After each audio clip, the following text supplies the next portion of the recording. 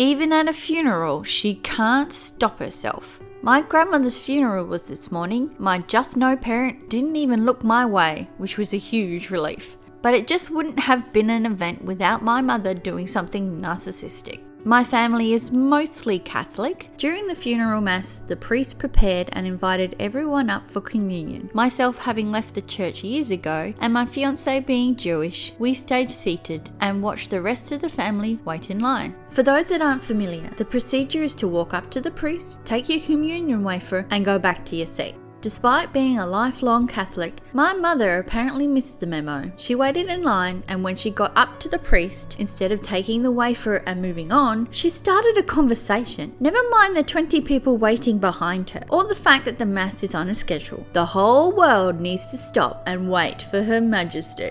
I was sitting far enough away that I had no idea what she felt was so important that the whole mass had to stop for her. But I bet you it was something that could have easily waited until after. Unfortunately, in my mother's world, there's nothing more important than her. Maybe I'm overreacting, but this was not her day. It was my grandmother's day, but she still had to make herself center stage. Thankfully, I won't have to see her again until whenever the next funeral happens.